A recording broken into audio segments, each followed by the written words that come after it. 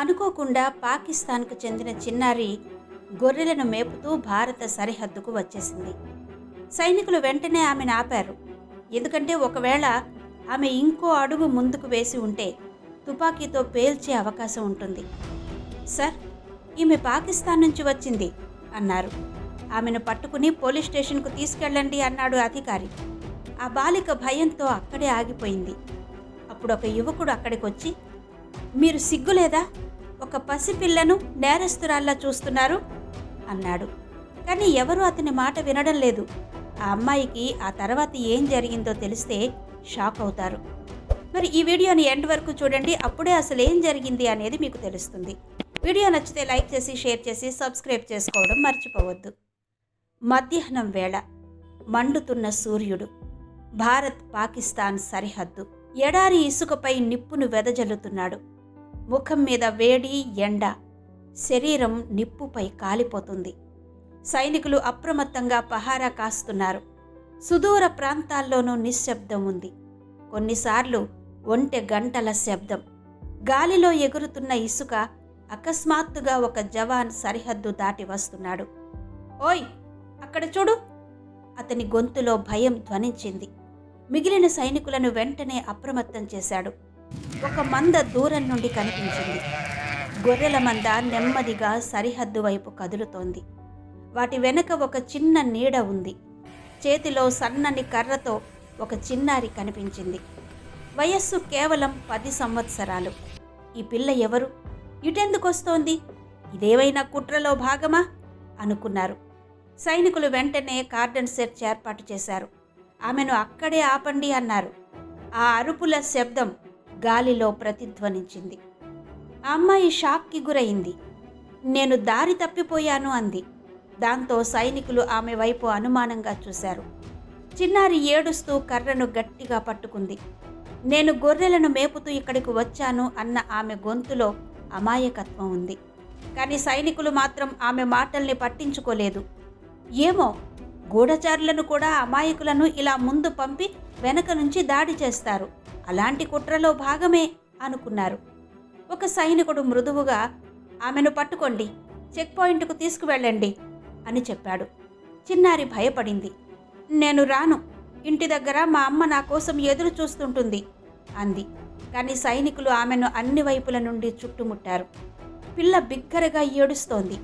గొర్రెల మంద సరిహద్దు ఇసుకలో చెల్లా చెదురుగా వెళుతోంది. కొద్ది నిమిషాల్లోనే సైనికులు ఆమెను పట్టుకుని చెక్ పాయింట్ వైపు తీసుకెళ్లారు. ఆమె అరుస్తూ, నేనేమీ చెయ్యలేదు అంటోంది. నేనింటికి వెళ్ళాలి, నా తల్లి అనారోగ్యంతో ఉంది అంటూనే ఉంది. కానీ కఠినమైన క్రమశిక్షణతో ఉన్న సైనికుల ముఖాల్లో ప్రేమ కనిపించలేదు. సరిహద్దులో ప్రతి అడుగు దేశ భద్రతకు సంబంధించినది. చిన్నారిని లోపలికి పంపించారు. ఆమె బుగ్గలు కన్నీళ్లతో తడిసిపోయాయి. ముందు నుండి ఒక పెద్ద స్వరం ప్రతిధ్వనించింది. ఏం జరుగుతోంది? తలుపు నుండి బయటకు వచ్చిన 35 ఏళ్ల కెప్టెన్ అరుణ్ సింగ్ అడిగాడు. అతన్ని చూసిన సైనికులు వెంటనే సెల్యూట్ చేశారు. సార్, ఈ చిన్నారి సరిహద్దు అవతల నుంచి వచ్చింది. పాకిస్తాన్ గూఢచారిగా పంపిందేమో అనిపిస్తోంది అన్నాడతను. అరుణ్ కళ్ళు ఆ పిల్లపై పడ్డాయి. ఆ చిన్న పిల్ల వణికిపోతూ ఏడుస్తోంది. ఆమె నిర్దోషి అని అతనికి తెలుసు. 10 ఏళ్ల అమ్మాయిలో ఒక ఉగ్రవాది ఎలా ఉంటాడు అన్నాడు. సైనికులు మౌనంగా ఉండిపోయారు. ఎవ్వరూ ఏమీ చెప్పడానికి ధైర్యం చెయ్యలేదు. అరుణ్ ఆ అమ్మాయి దగ్గరగా వంగి, భయపడకమ్మా, నువ్విక్కడకు ఎలా వచ్చావు అన్నాడు. ఆ అమ్మాయి సంకోచించింది. అప్పుడు ఆమె, నా పేరు సైరా, నేను పాకిస్తాన్లోని ధనక్ గ్రామం నుండి వచ్చాను. మేత మేస్తున్నప్పుడు గొర్రెలు దారి తప్పాయి, నేనొచ్చేశాను అంది. అరుణ్ గాఢంగా ఊపిరి పీల్చుకున్నాడు. అతను ఆ అమ్మాయి కళ్ళలోకి చూశాడు. భయం ఉంది, కానీ అబద్ధం చెబుతున్నట్టు అనిపించలేదు. అరుణ్ మెల్లగా ఆమె వీపు తట్టాడు. భయపడకు, నీకేమీ జరగదు, మేం మిమ్మల్ని సురక్షితంగా వెనక్కి పంపుతాం అన్నారు. సైరా కళ్ళలో నుంచి కన్నీళ్లు కారుతూనే ఉన్నాయి. కానీ అరుణ్ మాటలు కొంత ఓదార్పిచ్చాయి. ఈమె ఎవరికీ హాని కలిగించదు అని అరుణ్ సైనికులను ఆదేశించి, విశ్రాంతి తీసుకోండి అన్నాడు. అప్పుడొక కుర్రాడన్నాడు, మనకు ఆదేశాలు వస్తున్నాయి కదా సార్ అని. అరుణ్ గొంతు ప్రతిధ్వనించింది. నేను ఆదేశాలు ఇస్తాను, వింటాను, ఇది చిన్నపిల్ల, శత్రువు కాదు అన్నాడు మళ్ళీ గట్టిగా. నిశ్శబ్దం నెలకొంది. సైనికులు తల వంచారు. సైరా ఒక చిన్న గదిలో కూర్చుంది. సైనికులు నీళ్లు తెచ్చారు. ఆమె వణుకుతున్న చేతులతో గ్లాసును పట్టుకుని నెమ్మదిగా తాగుతోంది. సైరా నిశ్శబ్దంగా కూర్చుంది. బయట చెక్ పాయింట్ వద్ద సైనికుల గొంతులు ప్రతిధ్వనించాయి. పిల్ల నిజం చెబుతోందా లేదా ఏదైనా కుట్రలో భాగమా అనేది నాకు తెలియదు అన్నారు. అవును, పాకిస్తానీయులు అలాంటి పద్ధతులతో ముందుకొస్తారు అన్నారు ఇంకొకరు. అరుణ్ ఇవన్నీ దూరం నుంచి వింటున్నాడు. అతని మనసులో కూడా యుద్ధం జరుగుతోంది. కర్తవ్యం, మానవత్వం మధ్య యుద్ధం. ఎడారి మధ్యలో ఉంది ఒక చిన్న గ్రామం, కచ్చా ఇల్లు, పగిలిపోయిన బంకర్ అది. అదే సైరా ఇల్లు. తలుపు వద్ద కూర్చుని ఒక బలహీనమైన జబ్బు పడిన మహిళ సైరా తల్లి ముఖం మీద అలసటతో కూర్చుని ఉంది. లోపల మట్టిపోయిపోయి కాయధాన్యాలు ఉడుకుతున్నాయి. సైరా పరిగెత్తుకుంటూ వస్తుంది. ముఖంలో అమాయకమైన చిరునవ్వుతో ఉంది. ఈరోజు నేను గొర్రెలను చాలా దూరం తీసుకెళ్లాను, వాటికి మంచి ఆహారం దొరికింది అనేసరికి అమ్మి నవ్వుతుంది. తరువాత మెల్లగా దగ్గింది తల్లి. తల్లి, నువ్వింకా చిన్నపిల్లవు, అయినప్పటికీ ఇంటి భారాన్ని మోస్తున్నావు అంది బాధతో. సైరా నవ్వుతూ, అమ్మి, అబ్బు పొలాల్లో కూలీగా పనిచేస్తుంటాడు, మీరు పని చేయవలసిన అవసరం లేదు, నేనివన్నీ చేస్తాను. ఇంటి పెద్దాయన ఒకరోజు సంపాదన 2 రోటీలకు సరిపోదు. కొన్నిసార్లు ఆహారం దొరుకుతుంది, కొన్నిసార్లు ఆకలితో పడుకుంటాము. సైరా తరచూ తన గొర్రెలను అమ్మి ఇంటిని నడపాలని కలలు కంటుంది. కానీ ఆమె వద్ద ఈ గొర్రెల తప్ప మరేమీ లేదని తెలుసు. ఇంతలో ఒక యువకుడు ప్లేట్లో రోటీ, పప్పు సైరాకిచ్చాడు. ఆమె భయపడింది. ఆ యువకుడు నవ్వుతూ, తినడానికి భయపడాల్సిన అవసరం లేదు, ఇది విషం కాదు, ఇది మా రొట్టె, తిను అన్నాడు. అతను నెమ్మదిగా ప్లేట్ను కింద ఉంచి బయటకు నడిచాడు. సైరా ప్లేట్ వైపు చూసింది. వణుకుతున్న చేతులతో రొట్టె తీసుకుని తినేసింది. బయట 2 సైనికులు అవుట్ పోస్ట్లో కూర్చుని మాట్లాడుతున్నారు. సార్, ఈమెకు ఎందుకంత ప్రాముఖ్యత ఇచ్చారో నాకు తెలీదు, అందులోనూ ఈమె పాకిస్తాన్ నుండి వచ్చింది. అవతలి యువకుడు కొంచెం మృదువుగా, చిన్నపిల్ల కదా అందుకేనేమో అన్నాడు. సైరా గది మూలలో నిద్రపోవడానికి ప్రయత్నిస్తోంది. కానీ నిద్ర రావడం లేదు. కళ్ళు మూసుకున్నప్పుడల్లా అమ్మి ముఖం కనిపించేది. అమ్మా, ఇంటికి తిరిగి రావడానికి ఆలస్యం చెయ్యవద్దు అన్న మాటలు గుర్తొచ్చాయి. అరుణ్ మరో గదిలో కూర్చున్నాడు. మ్యాప్ టేబుల్ మీద ఉంది. కానీ అతని కళ్ళు మ్యాప్ మీద లేవు. అతను సైరా గురించి ఆలోచిస్తున్నాడు. ఎందుకంటే ఈ అమాయక అమ్మాయిని చూసేసరికి అతనికి తన చెల్లెలు గుర్తుకొచ్చింది. ఒకప్పుడు ఈ సరిహద్దులో ఆడుకుంటూ ఉండగా పాకిస్తాన్ వైపు వెళ్ళిపోయిన తన సోదరి తిరిగి రాలేదు. అరుణ్ పిడికిలి బిగించాడు. మరుసటి రోజు ఉదయం వాళ్ళంతా టీ తాగుతున్నారు. గది నుండి బయటకొచ్చిన సైరా కళ్ళలో భయం ఇంకా ఉంది. ఆ యువకుడు చిరునవ్వు నవ్వి బిస్కెట్లిచ్చాడు. ఇవి తిను అన్నాడు. సైరా సంకోచిస్తూ చిన్న చిరునవ్వు నవ్వింది. అరుణ్ దూరంగా నిలబడి ఇదంతా చూస్తున్నాడు. ఆమె నవ్వుతున్న ఆ చిన్నారి ముఖంలో ఇంకా భయం ఉంది. కానీ ఆమె అమాయకత్వం ఎంత నిజమంటే అరుణ్ హృదయం పదే పదే కరిగిపోతోంది. సైరా నెమ్మదిగా బయటకొచ్చింది. చేతిలో అదే పాత చెక్క కర్ర. ఆ యువకుడు చమత్కరిస్తూ, మీరిక్కడ కూడా గొర్రెల కోసం వెతుకుతున్నారు అన్నాడు. మిగతా సైనికులు నవ్వారు. కానీ సైరా మౌనంగా ఉంది. ఇదంతా అరుణ్ గమనించాడు. నెమ్మదిగా ఆమె దగ్గరకు నడిచాడు. ఏం చేస్తున్నావమ్మా అన్నాడు. సైరా మృదువుగా చెప్పింది. ఆ సూర్యుడు ఉదయించినప్పుడు అల్లాహ్ కొత్త ఆశను పంపుతాడు అంది. ఆ మాటలకు అరుణ్ గుండె కరిగిపోయింది. అతను లోతైన శ్వాస తీసుకుని తనలో తాను ఆలోచించుకున్నాడు. ఆమె ఎంత అమాయకురాలు, ఈ పిల్ల ఎంత మంచిదో అనుకున్నాడు. సైరా అమాయకమైన మాటలు అరుణ్ హృదయాన్ని తాకాయి. కానీ అవే మాటలు అతని గుండెలోని పాత గాయాలను కూడా నిద్రలేపాయి. తన సొంత చెల్లెలిని కోల్పోవడం వల్ల కలిగిన గాయాలు. రాజస్థాన్ ఎడారిలో ఒక చిన్న గ్రామం. కానీ అప్పుడు అరుణ్ చిన్నపిల్లవాడు. అతని చెల్లెలు మీరా తెల్లటి చర్మంతో అందంగా ఉండేది. అరుణ్, మీరా ఇసుక దిబ్బలపై ఆడుకునేవాళ్ళు. కొన్నిసార్లు గాలిపటాలు ఎగరవేస్తూ, కొన్నిసార్లు ఒంటెలపై స్వారీ చేస్తూ, కొన్నిసార్లు ఇసుక కోటలను నిర్మిస్తూ గడిపేవారు. అతని తల్లి ఎప్పుడూ నవ్వుతూ ఉండేది. అరుణ్, నువ్వు పెద్దయ్యాక సైనికుడివి అవుతావు, ఈమె సైనికుడి చెల్లులవుతుంది అనేది. అరుణ్ గర్వంగా తలెత్తేవాడు. మీరా పగలబడి నవ్వేది. కానీ విధి అందరినీ వేరు చేసింది. ఒకరోజు గ్రామానికి సమీపంలోని సరిహద్దులోని ముళ్ళతీగ దాటిన తర్వాత పాటల శబ్దాలు వినిపించాయి. పాకిస్తాన్లోని ఓ గ్రామంలో పెళ్లి జరుగుతోంది. మీరా పట్టుబట్టడం మొదలుపెట్టింది. అన్నయ్య చూడు, డ్యాన్స్ పాటలు ఉన్నాయి, మనం వెళ్ళి చూద్దాం అంది. అరుణ్ తిట్టలేదు. అక్కడికి వెళ్ళలేమో, ఎందుకంటే అదే సరిహద్దు. కానీ నేను అమాయకుడిని, నాకు తెలీదు. ఆమె నెమ్మదిగా ఒంటరిగా అటువైపు వెళ్ళిపోయింది. అరుణ్ వెనక నుండి పరిగెత్తాడు. కానీ అప్పటికి చాలా ఆలస్యమైంది. ఆమెను కొంతమంది పాకిస్తాన్ పెట్రోలింగ్ సిబ్బంది అరెస్ట్ చేశారు. అరుణ్ అరిచాడు, మీరా మీరా. కానీ తీగలకు అడ్డంగా కొంతమంది సైనికులు నిలబడ్డారు. ఆ రోజు తర్వాత మీరా తిరిగి రాలేదు.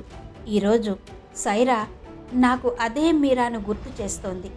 సైరా ఇప్పుడు సైనికులతో కలిసిపోవడం మొదలుపెట్టింది. కొన్నిసార్లు ఆమె బిస్కెట్లు తినేది, కొన్నిసార్లు ఒక కప్పులో పాలు అడిగేది. ఆమె అమాయక చేష్టలు సైనికుల ముఖాల్లో చిరునవ్వులను తెప్పించేవి. ఏమ్మా, నీకిక్కడ భయం వేయడం లేదా అని అడిగాడు. సైరా మృదువుగా, నాకు భయంగా ఉంది, కానీ అమ్మి చెప్పేది మంచి వ్యక్తులు ప్రతి చోట ఉన్నారు, వారిని ఎలా గుర్తించాలో తెలుసుకోవాలి అని.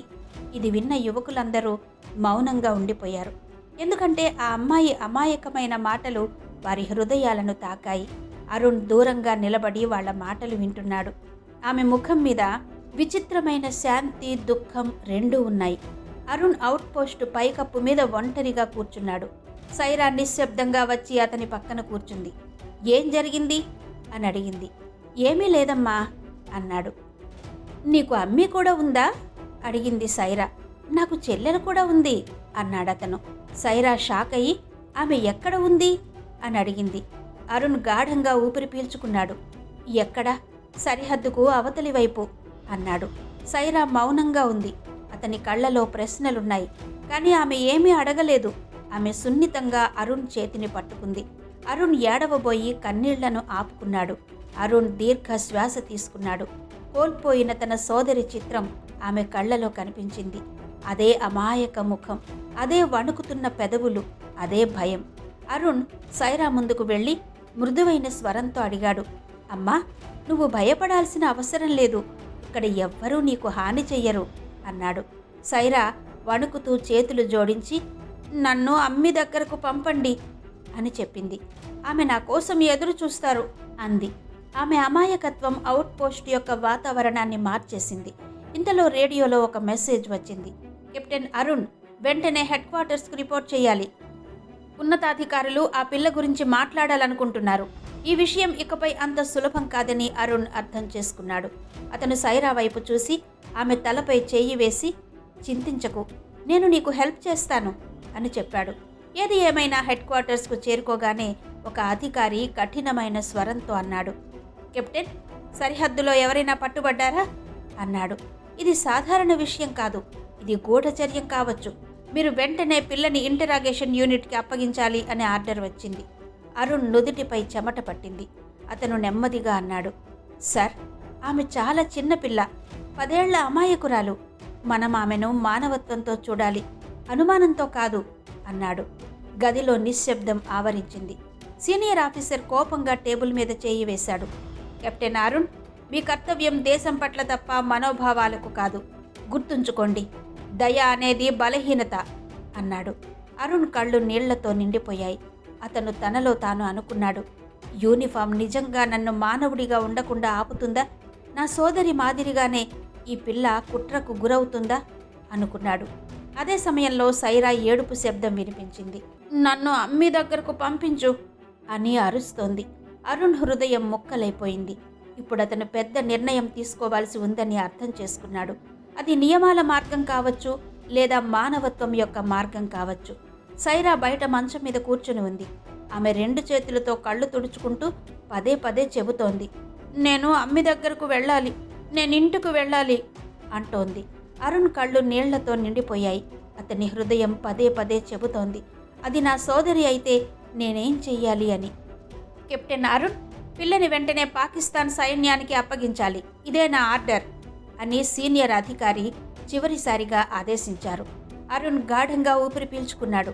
అప్పుడు అతను లేచి నిలబడి, సార్, నేను సైనికుడిని, కర్తవ్యాన్ని నిర్వర్తించడం నా కర్తవ్యం. కానీ నేను కూడా మనిషినే. మానవత్వాన్ని చూపించడం కూడా నా కర్తవ్యం అన్నాడు. ఈ పిల్ల శత్రువు కాదు. ఆమె తన తల్లి దగ్గరకు తిరిగి వెళ్ళాలని కోరుకుంటుంది. ఆమెను వెనక్కి పంపడం ద్వారా మన దేశానికి ముప్పు ఉంటే బాధ్యత తీసుకోవడానికి సిద్ధంగా ఉన్నాను. కానీ మనం ఆమెను ఖైదీగా మార్చితే చరిత్ర మనల్ని ఎప్పటికీ క్షమించదు అన్నాడు. అతను మాట్లాడడం పూర్తయ్యాక గదిలో నిశ్శబ్దంగా ఉంది. సీనియర్ అధికారి మౌనంగా ఉన్నాడు. సరే కెప్టెన్, మీ మానవత్వానికి ఒక అవకాశం ఇస్తాను. ఆ పిల్లను సరిహద్దు దగ్గర వదిలేయండి. కానీ గుర్తుంచుకోండి, ఏదైనా తప్పు జరిగితే దానికి మీరు పూర్తిగా బాధ్యత వహించాలి అన్నాడు. అరుణ్ కళ్ళు ఆనందంతో మెరిశాయి. అప్పటికి సాయంత్రం అయింది. ముళ్ళతీగ, ఎత్తైన స్తంభాలు, రెండు వైపులా సైనికులు. అరుణ్ సైరా చేతిని పట్టుకున్నాడు. సైరా భయపడుతూ అడిగింది, మీరు నిజంగా నన్ను అమ్మి దగ్గర వదిలేస్తారా అని. అరుణ్ వంగి చిరునవ్వు నవ్వాడు. అవును తల్లి, నువ్వు ఒంటరిగా ఉండవు అంటూ ఇద్దరు నెమ్మదిగా బయటకు వెళ్లారు. పాకిస్తాన్ వైపు నుండి కొంతమంది అధికారులు కూడా హాజరయ్యారు. అధికారిక చర్చలు జరిగాయి. సైరా కళ్ళు మెరుస్తూనే ఉన్నాయి. ఆమె పాకిస్తాన్ గడ్డపై అడుగుపెట్టిన వెంటనే ఆమె తల్లి దూరం నుండి పరిగెత్తుకుని వచ్చింది. ఏడుస్తూ సైరాను కౌగిలించుకుంది. అక్కడే నిలబడి మొత్తం సన్నివేశాన్ని చూస్తున్న చాలామంది సైనికుల కళ్ళలో నీళ్లొచ్చాయి. సైరా వెనక్కి తిరిగి అరుణ్ వైపు చూసి, అల్లాహ్ నిన్ను సంతోషంగా ఉంచాలి అంకుల్, నా ప్రాణాలను కాపాడిన దేవదూత నువ్వు అంది. అరుణ్ గుండె నిండిపోయింది. తల వంచి నమస్కరించాడు. సరిహద్దు దేశాలను విభజించగలదని తెలుసు, కానీ మానవత్వం హృదయాలను ఏకం చేస్తుందని ఆ రోజు అరుణ్ అర్థం చేసుకున్నాడు. కొన్నిసార్లు అమాయకుల చిరునవ్వులు కూడా గెలుస్తాయి, వాళ్ళ నవ్వుల ముందు తుపాకులు ఓడిపోతాయి అని అర్థం చేసుకున్నాడు. మరి ఈ స్టోరీ మీకు నచ్చితే కమెంట్ చేయడం మర్చిపోకండి.